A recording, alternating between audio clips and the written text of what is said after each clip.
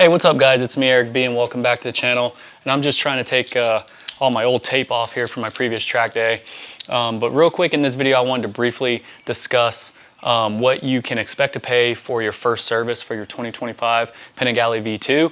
And it's gonna vary from state to state, from dealership to dealership. So don't take what I have as gospel or whatever, because it's gonna be different.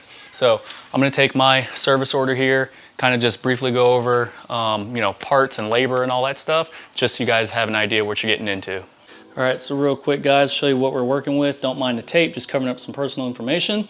But I got the bike serviced at Nashville Motors in Nashville, Tennessee. And as you can see, the grand total came out to $617.91 for the 600-mile service. Now, what they're gonna do for your first service is they are going to do the oil change and the filter change. And then they're also gonna hook up the bike to the computer, make sure there's no software updates or anything like that needs to be done to the ECU. And then they're gonna check the chain, make sure it's still within tolerance and everything, and then go through any other torque values that they need to do on the bike. I don't know what that is exactly, but they'll make sure everything is good to go. And then also check the rest of your fluids and everything. Now that is what I know the first service to be. And if you guys have any additional comments on that, definitely let me know. But I think the purpose or the good thing of doing this the first time with the dealer is for warranty purposes. And then just to make sure that everything on the bike is good to go after you ride in it for the first 600 miles. After that, if you choose to do your own oil change, which I will probably do myself, after that, it's on you, or you can continue to keep taking it to the shop so that way you have that paperwork to show whenever you decide to sell the bike or something like that. But just running through this real quick, let's see here. So we have all our parts and everything, right?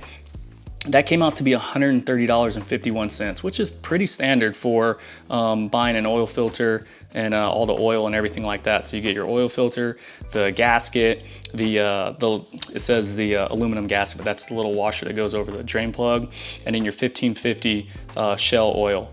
I don't know, it says 4, so probably 4 quarts. And then as far as the labor goes, that is really what kills you. $402.50 for labor, and that's 2.3 hours to do that.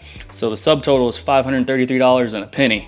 And then you got to factor in all the taxes and everything like that. Like I said, so this is what's gonna make the price be more or less, because of the state and county taxes and stuff like that. It's gonna vary from state to state. So you have shop supplies, that was $30, and then the sales tax. So we have, what is that, $15 there, $39 there, and then that's where we get all the way up to $617. So I don't know, it may seem a bit pricey to some, which it is.